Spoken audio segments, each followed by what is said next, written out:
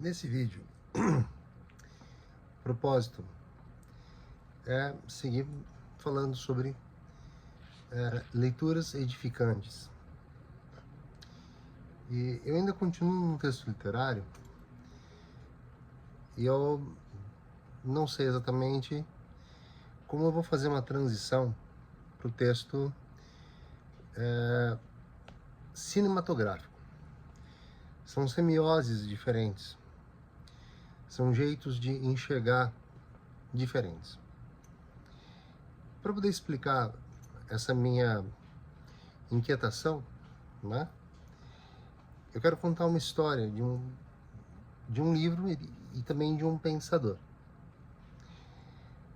Quando a ciência que eu estudo, a semiótica, ainda engatinhava, na França havia um grande pensador chamado Roland Barthes.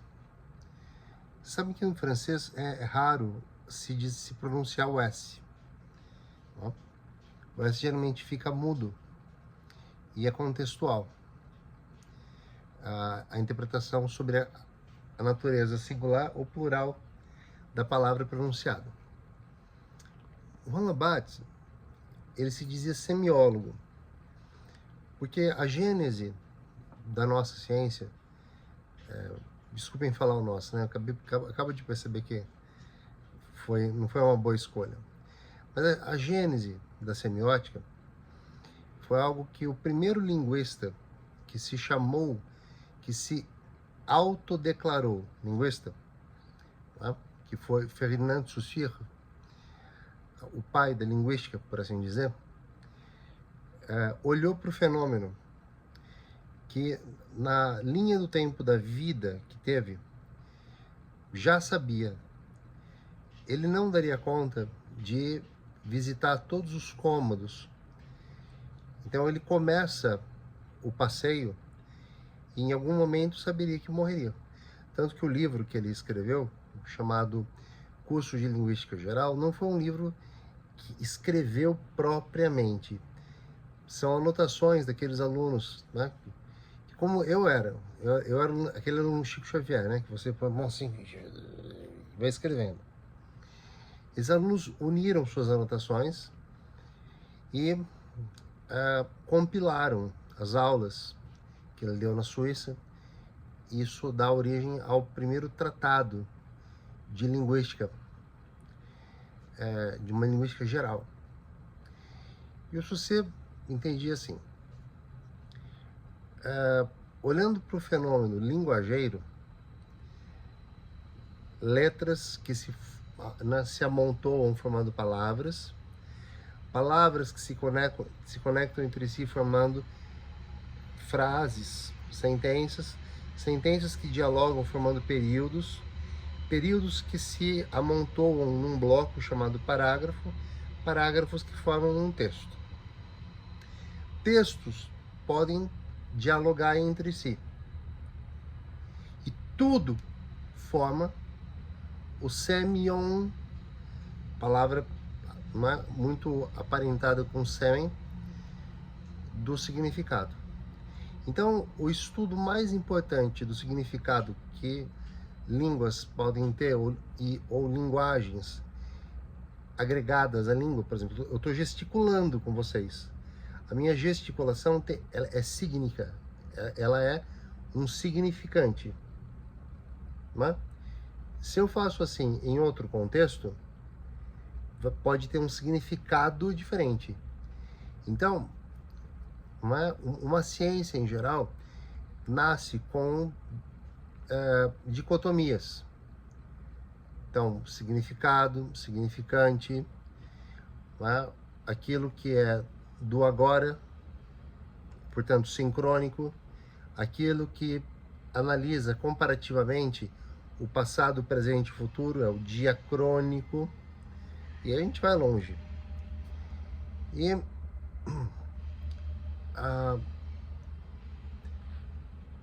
a nossa cultura é hoje uma cultura que, se já não era prudente no passado ignorar o modo como a peça escrita por um dramaturgo e a peça levada ao palco, né, por uma trupe, por um grupo, por um corpo de baile, né, se houvesse dança, por um grupo teatral, são semioses distintas, né? Se a gente desconsiderar isso, a gente perde, né, muito na caminhada. O Roland Barthes, antes que a semiótica ganhasse força, ali meados dos anos 60, ele era absolutamente defensor de um estudo só da linguagem verbal, o texto. Mas eis que a mãe morre. A gente deve pensar, mas o fato da mãe morrer, embora absolutamente sejamos solidários, claro, né, da dor de alguém, não deveria influenciar a ciência que esse alguém faz. Mas no caso do Roland Barthes, influenciou. Ele tem um livro que é de uma delicadeza tocante, chamado A Câmara Clara, em que o objeto é a fotografia. Ele passa a defender a fotografia como uma semiose e faz análises muito interessantes sobre a arte da fotografia. Só que com uma honestidade absoluta de dizer para nós leitores, que ele não acreditava na possibilidade da semiologia poder receber um significante como a fotografia, dado muitos fatos. Por exemplo, como distinguir uma fotografia do cotidiano, às vezes muito aleatória, sem nenhuma motivação artística, de uma outra fotografia, essa feita, né, como um objeto de arte. Por exemplo, nós brasileiros temos um ser, né, um homem vivo que é patrimonial de nossa cultura. Sebastião Salgado escreveu o livro Terra, uma obra fabulosa, admirada no mundo todo. Eu me lembro de uma das fotos desse livro. Olha que eu gosto muito de livros, mas eu não posso ter todos, não pelo espaço que ocupam, né, embora isso seja limitante, mas alguns pelo preço que custam, né, R$2.000, R$5.000 num livro. Enfim, né, não é para mim. Mesmo que eu, né, já tenha esse dinheiro, já tenha sido um capital à disposição, havia outras demandas para ele. E tudo bem, né? Sem problema. Mas eu pude ver o livro. E é uma fotografia, imaginem assim, que vocês vejam mãos de um trabalhador rural. E, né, as mãos, elas têm linhas, né? E eu não pego, não sou, eu não vou capinar terreno. Meu trabalho é escrever. Então, às vezes as mãos têm vincos, digamos assim, como a sua, talvez. Mas as mãos de uma trabalhadora rural, vocês viam muito mais vincos, uma pele de mão que não era fininha, né? Era uma casca grossa. E quando ela tira as fotos assim, né? Imagina assim, vê-se o chão no segundo plano. E é como se aquele chão do sertão, todo rasgado, né, pela terra que secou e trincou, fosse uma extensão daquelas mãos também trincadas, rachadas, e vice-versa. Isso é uma foto artística. Então, o que o Sebastião Salgado procurou com a câmera obter, e aí ele não precisa explicar, a foto tem que explicar. O leitor da foto tem que ser capaz de entender isso, tá? é que havia ali, vocês estão me vendo, então, vocês se concentram na minha figura, mas talvez já tenha escapado, por exemplo, para pensar, o que esse pino de boliche está fazendo aqui atrás? O que é esse objeto marrom aqui atrás? Reconhecem? Posso até colocar, ó.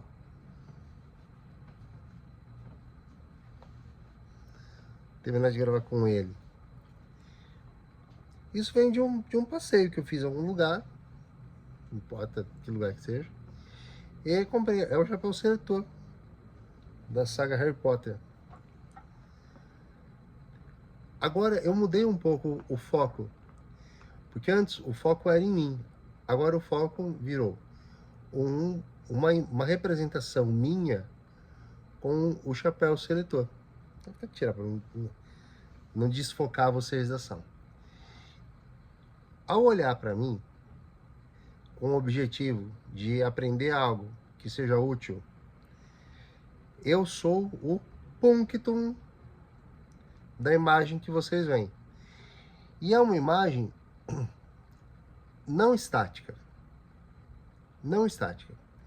Mas ela me convida a trazer uma indagação que a humanidade já viveu há alguns milênios.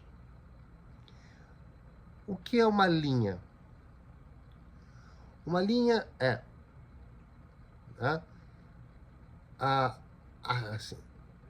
uma reta, perdão. Uma reta é algo que se estende de um ponto no infinito a outro ponto no infinito. Ela é a conexão entre dois pontos. Ou uma linha é, e nesse sentido, o que uma linha seria? Elas seriam infinitos pontos conectados de uma direção do infinito para outra direção do infinito. Ela é a conexão, é a soma de infinitos pontos. Ou ela é um único ponto que se desloca retilineamente de um infinito ao outro infinito. Vocês podem pensar, mas que bobagem, essa diferença, para que ficar procurando pelo em ovo? Mas é fundamental para entender Platão e para entender Aristóteles. Então, eu estou aqui, vocês estão me vendo, estou falando. Eu sou o punctum, o foco. Mas o que está aqui à volta não pode ser ignorado. Eu trabalhei para uma plataforma no tempo da pandemia e eu colocava uma lousa numa sala, como eu já contei para vocês, minha casa é cheia de livros. Num quarto, um cômodo, e não tinha como ignorar a presença dos livros. E aí alguém chegou a sugerir que eu tirasse os livros. Eu falei, não, eu não vou fazer isso, porque eles estão bem acomodados onde estão, e se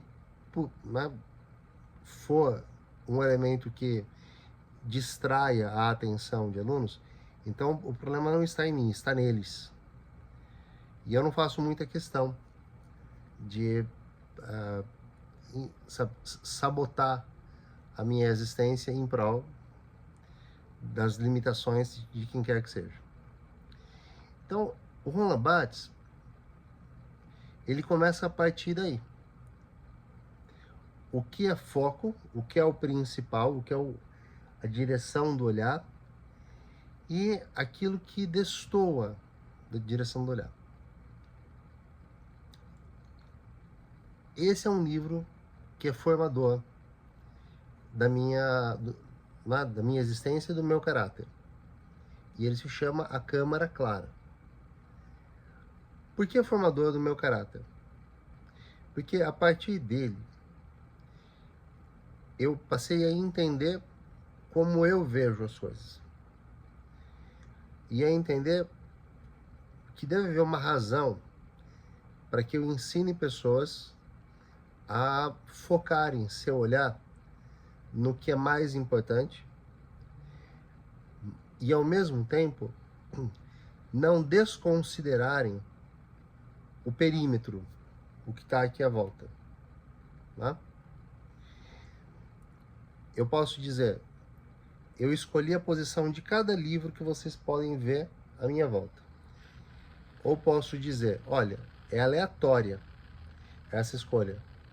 Eu venho gravar onde há uma poltrona um pouco mais confortável. De vez em quando eu gravo numa outra sala, de vez em quando numa outra, por conta de ter ar-condicionado, não ter ar-condicionado. Mas vocês não devem confiar em mim, até porque isso poderia não estar sendo discutido. Tá? Eu vou dizer, é aleatório. Tá? Mas será que até o meu inconsciente não tem a ver com isso? Então, isso aqui é o punctum e a volta é o studium. Chegamos à contemporaneidade e as semioses ou podemos aceitar como um sinônimo imperfeito as textualidades, textualidade visual, literatura, textualidade verbo-visual, um textualidade visual, uma foto, uma pintura, um frame de um filme, uma textualidade puramente visual. Tá? Bem, isso nos prepara. Então, esse texto é para que vocês entendam dois conceitos. Há aquilo que se vê e há o entorno. Eu gravo esse vídeo no dia 12 de abril de 2025. E tenho acompanhado, né, todos os dias, porque hoje, algo muito importante na minha vida é estar próximo aos meus pais. E nós conversamos sobre política, sobre questões internacionais, questões econômicas. E todos os dias, desde janeiro, o assunto é: você soube da nova do Trump? E eu digo, olha, ou soube, se eu soube, não, me conta. Mas eu defendo a ideia de que ele, aqui, alvo das atenções, falando barbaridades, desfoca o olhar de quem o enxerga, como vocês estão me vendo, do entorno. Não é? De forma que ele atrai a atenção para si. Nós damos um passo adiante agora, pensando nesse movimento de atrair a atenção para si. Os próximos vídeos vão usar essa prerrogativa. Eu falarei sempre dela e vou remeter ao vídeo chamado Câmara Clara, de Roland Barthes, dos anos 70, 1971, se eu não estiver enganado, falando sobre isso. Então, não é? Esse é um vídeo daqueles vídeos hub, né? Como se fosse um nó do qual saem diferentes linhas.